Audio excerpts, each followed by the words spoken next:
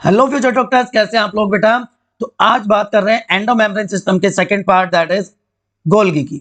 बहुत सारे बच्चों को कंफ्यूजन होता है कि सर एग्जैक्टली ये वर्ड है क्या। हम इसको गोल्गी बॉडी कहें, गोल्गी कॉम्प्लेक्स है, गोल्गी apparatus है या डिक्टियोसोम है।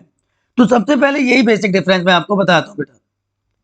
ये देखिए, यहाँ पर आपको दिख रहा है गोल्गी का पिक्चर है जो कि सिंगल मेम्ब्रेन स्ट्रक्चर है। और सिंगल मेम्ब्रेन स्ट्रक्चर को बच्चों हम क्या कह देते हैं? सिस्टर ने। ये स्टैक्ड है एक दूसरे से, एक दूसरे के ऊपर अरेंज्ड है, ये भी आपको दिखाई दे रहा है, स्टैक ग्रुप, राइट। तो जो सिंगल मेम्ब्रेन है सिस्टर ने की, यहां पे मैं अगर अलग से बनाऊं, then it is known as Golgi body. बात समझ में आई? Single membrane of cisternae, that is Golgi body. ठीक है सर, आगे बात समझ में।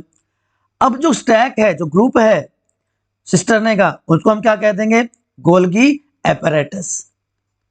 तो ग्रुप में जब ये प्रेजेंट है तो ये क्या कहलाएगा? Golgi apparatus. अब Golgi apparatus plus associated vesicles, इसके साथ वेसिकल्स को जोड़ दें। ये वेसिकल्स आपको यहां पे दिख रहे हैं। तो इसमें जब ये वेसिकल जुड़ जाता है बच्चे, तो ये क्या कहलाएगा? Golgi complex. अब ये बन गया गोल्गी कॉम्प्लेक्स। तो तीनों वर्ड का डिफरेंस पता चल गया कि गोल्गी बॉडी क्या है, गोल्गी अपर्चर क्या है, और Golgi apparatus, not aperture, and Golgi complex क्या है। प्लांट्स में एक और वर्ड यूज किया जाता है इसके लिए बच्चों, which is known as dictyosome. तो प्लांट्स में, प्लांट सेल में Golgi body is known as dictyosome. ठीक है, Golgi apparatus of plant cell is known as dictyosome. तो ये चारों बेसिक डिफरेंसेस आपको समझ में आ गए होंगे, राइट। अब अगर हम हिस्टोरिकल बैकग्राउंड की तरफ जाएं, तो सबसे पहले जॉर्ज एक साइंटिस्ट थे, उन्होंने इसको देखा। बट इसका नामकरण किसने किया? Camillo Golgi. कैमिलियो गोल्गी के नाम से अब इसको गोल्गी बॉडी, गोल्गी कॉम्प्लेक्स कहा जाता है। 1898 में कैमिलियो गोल्गी ने इसको सबसे पहले स्टडी किया। तो एक ऐसा रेटिकुलर स्ट्रक्चर है जो कि न्यूक्लियस के पास प्रेजेंट होता है। तो डेफिनेशन अगर कोई आपसे पूछे what is Golgi apparatus, what is Golgi complex, तो आप क्या बताएंगे?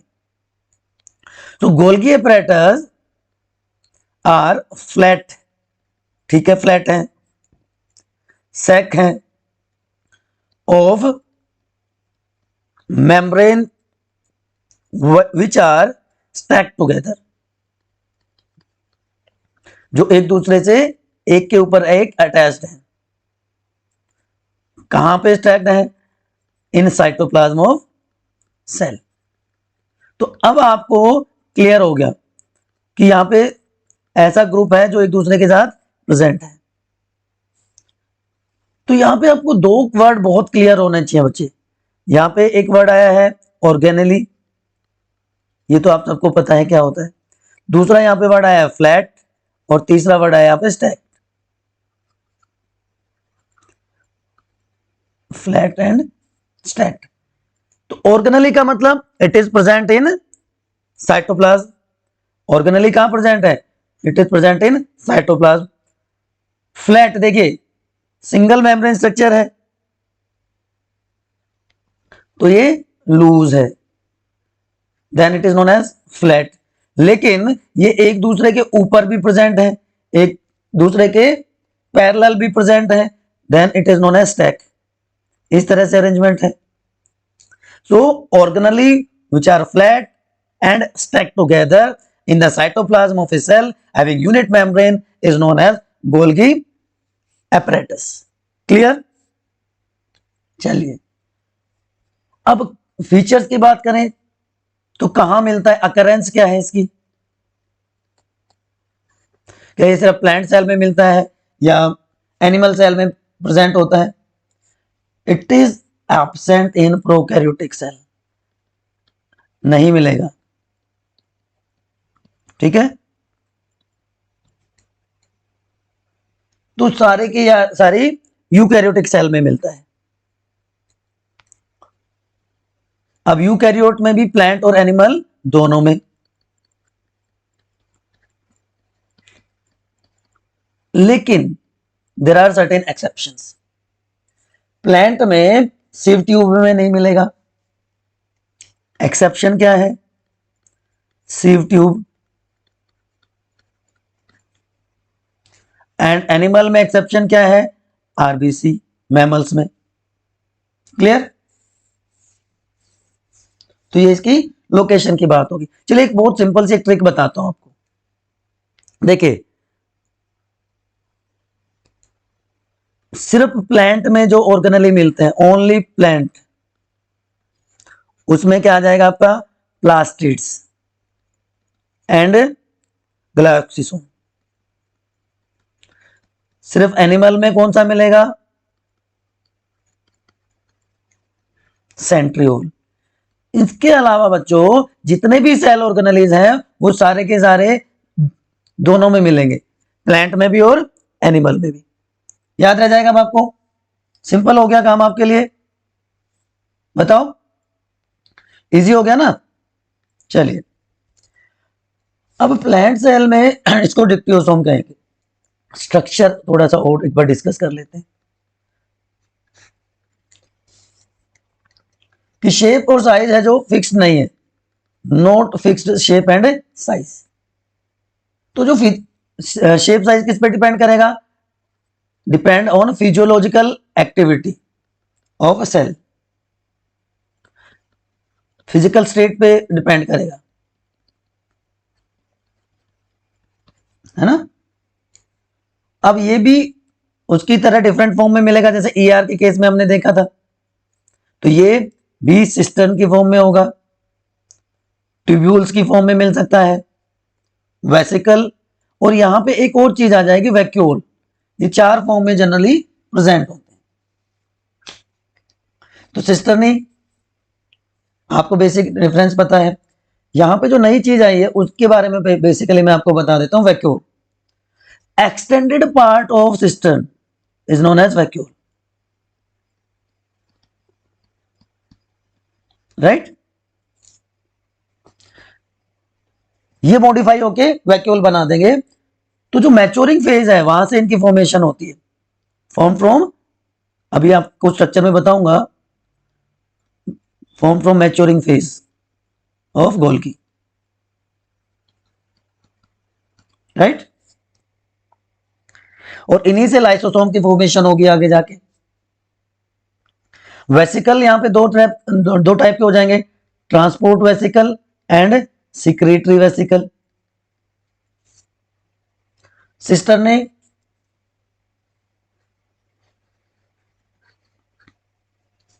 ठीक, तो ये चार डिफरेंट स्ट्रक्चर्स में देखने को मिल जाते हैं बच्चों। अब बेसिक या मेन चीज जो आती है इनके रिगार्डिंग, दैट इज इसकी लोकेशन, इसकी स्ट्रक्चर। अब वो पार्ट जो सेल मेम्ब्रेन की तरफ, न्यूक्लियस की तरफ बनता है, उसको कहते हैं सिस फेज, उसको हम कहेंगे प्रोक्सिमल फेज या फॉर्मिंग फेज। तो फॉर सिस्प्रो, सिंपल सा ट्रिक हो गया, ठीक। और जो दूसरी साइड में होगा, अपोजिट साइड में हो जाएगा, सिस के अपोजिट ट्रांस, प्रोक्सिमल के अगेंस्ट डिस्टल एंड फॉर्मिंग के अगेंस्ट मैच्योरिंग फेज। ये स्ट्रक्चर होती है गोल्गी कॉम्प्लेक्स की। तो ये सिस फेज हो गया, ये ट्रांस फेज हो गया। क्लियर है ना बच्चों? कोई कंफ्यूजन तो नहीं है? दोनों साइड आपको क्लियर हो गई? अब इसके फंक्शंस, जो कि सबसे इंपॉर्टेंट काम है, उसको हम डिस्कस करने वाले हैं। तो फंक्शंस में बच्चों मेरे सबसे पहले क्या आ जाएगा? फंक्शंस की बात कर लेते हैं। तीन काम ये मेनली करता है।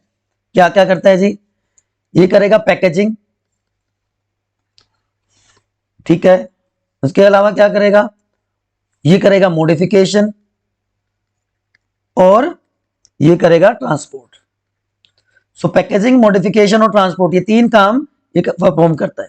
पैकेजिंग की जो प्रोटीन बना उसको इंटैक्ट रखना, वायरस अटैक से बचाना, वो पैकेजिंग हो गई। मॉडिफिकेशन कि अगर उसकी स्ट्रक्चर में कोई चेंज आना है, प्रोटीन जो बना था हमारा, प्रोटीन के स्ट्रक्चर में कोई चेंज, तो वो क्या कहलाएगा, मॉडिफिकेशन। एंड फाइनली ये ट्रांसपोर्ट हो जाएगा। ये कैसे होता है सारा काम, इसको बड़ा सिंप्लीफाइड वे में हम समझ सकते हैं। देखो, मान लो ये आपके पास एक रूम है, ये एक फैक्ट्री है, ठीक है। तो एंडोप्लाज्मिक रेटिकुलम आपकी फैक्ट्री हो गई। ये जो अलग अलग पार्ट्स दिख रहे हैं, सर्कल दिख रहा है आपको, आपको ट्रायंगल दिख रहा है, ये आपके मशीन्स हो गए, कंपोनेंट्स हो गए, जो कि है राइबोसोम। ठीक, अब एंडोप्लाज्मिक रेटिकुलम क्या करता है, मशीन में क्या बन रहा है, प्रोटीन्स की फॉर्मेशन होती है, राइट। तो एंडोप्लाज्मिक रेटिकुलम पे राइबोसोम्स प्रेजेंट हैं जो प्रोटीन की फॉर्मेशन करते हैं, प्रोटीन की सिंथेसिस करते हैं। अब मैंने आपको बताया था कि यहां पे क्या प्रेजेंट होते हैं, यहां पे वेसिकल्स भी प्रेजेंट होते हैं, चार फॉर्म में प्रेजेंट होता है ना। तो वेसिकल जो है ये ट्रांसपोर्टर का काम करता है, ट्रांसपोर्ट का काम करेगा। तो आपके पास फैक्ट्री है, आपके पास मशीन है, आपके पास व्हीकल है, तो इसका मतलब ये जो ट्रांसपोर्ट के लिए आपका ट्रक है, जो वेसिकल है, जो यहां पे बनेगा उसको लेके जाने का काम करेगा, राइट। तो अब क्या हो रहा है कि राइबोसोम ने प्रोटीन बनाया, अब लेकिन जब ये प्रोटीन बन जाता है तो ये नेकेड होता है, तो एंडोप्लाज्मिक रेटिकुलम अपनी जो मेम्ब्रेन है वो इसको दे देता है, ईआर की मेम्ब्रेन इसके चारों तरफ लग जाती है, तो उसको कह देते हैं बच्चों, शुरू में क्या रहेगा, ट्रांसपोर्ट वेसिकल। तो ये क्या कहलाएगा, ट्रांसपोर्ट वेसिकल। और ये किस साइड में प्रेजेंट होगा, सिस फेज में, फॉर्मिंग फेज की तरफ, प्रोक्सिमल फेज की तरफ।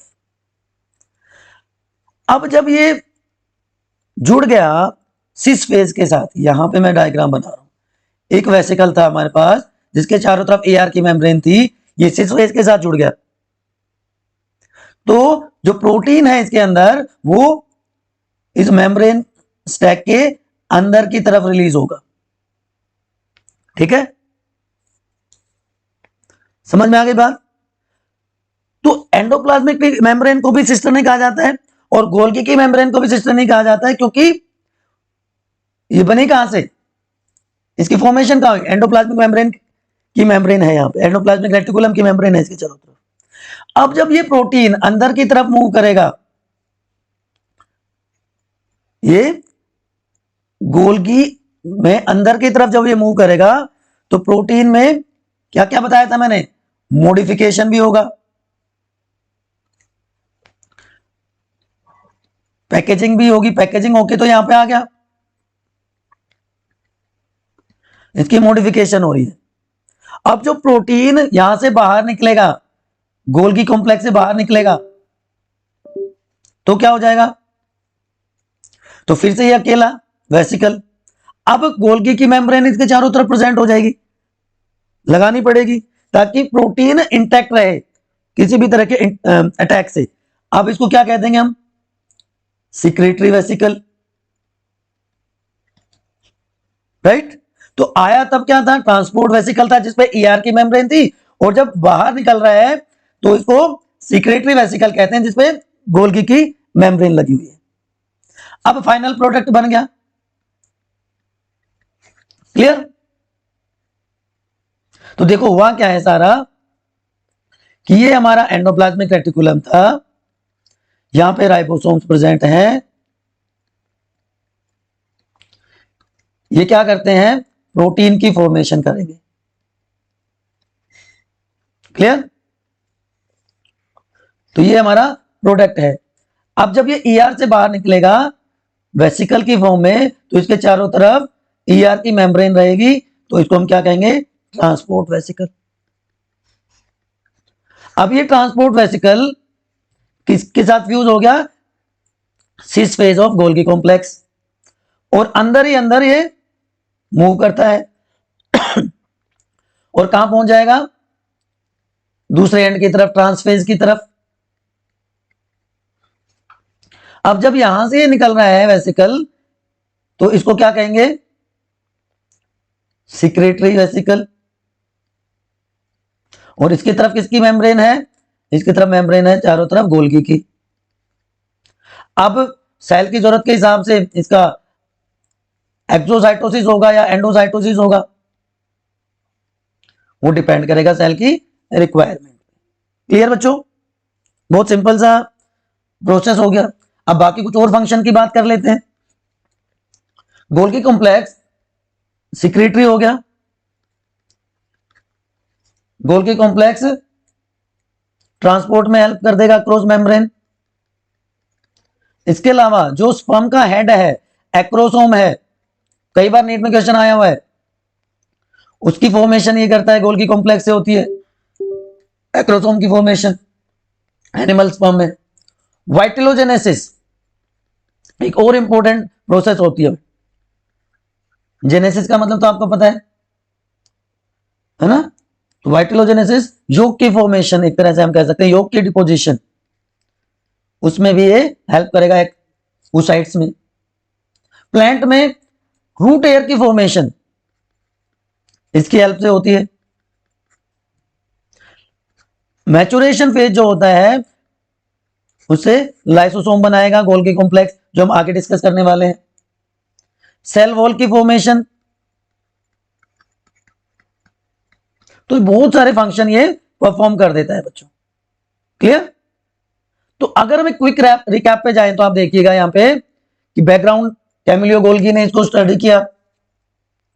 यूनिट मेम्ब्रेन स्ट्रक्चर होता है जो साइटोप्लाज्म में प्रेजेंट है, प्लांट और एनिमल सेल दोनों के स्टैक टुगेदर, राइट। ये यहाँ पे साइटोप्लाज्म में आपको यहाँ पे दिखाई दे रहा है, सिस्टर्ने की फॉर्म में, ट्यूब्यूल की फॉर्म में, वेसिकल और वैक्यूल, जिसको गोल्जियन वैक्यूल भी कहते हैं, उसके फॉर्म में प्रेजेंट होता है। तो ये अलग अलग फॉर्म आपको दिख रही है। वेसिकल दो टाइप के हो जाते हैं, सिक्रेटरी और ट्रांसपोर्ट वेसिकल। जब सिस फेज में प्रोटीन बनने के बाद बाहर आता है तो उस पर ईआर की मेम्ब्रेन जुड़ जाती है, तो वो कहलाता है ट्रांसपोर्ट वेसिकल। और जब ट्रांसपोर्ट फेज में जब उस पर ईआर की मेम्ब्रेन गोल्गी की मेम्ब्रेन जुड़ी होती है चारों तरफ, तो सिक्रेटरी वेसिकल कहलाएगा। तो ये तीन काम करता है, packaging, modification and transport of protein, right. इसके अलावा और बहुत सारे फंक्शन हैं, एक्रोसोम फॉर्मेशन, वाइटोलोजेनेसिस में हेल्प करना, लाइसोसोम की फॉर्मेशन करना, न्यू सेल वॉल की फॉर्मेशन होना, ये सारे काम भी परफॉर्म करता है। तो होप चीजें आपको समझ में आ गई होंगी। इसके बाद हम बात करेंगे लाइसोसोम की। अगर कोई कंफ्यूजन है, कोई डाउट है बच्चे मेरे, तो एक बार बाय नीति के कमेंट सेक्शन पे आप पूछ लीजिए एक बार। क्लियर? अगर समझ में आ जाता है तो क्या करना होता है, एक लाइक करके शेयर कर दीजिए। चैनल पर नए हैं तो सब्सक्राइब भी कर सकते हैं। चलिए इसके बाद लाइसोसोम पढ़ते हैं।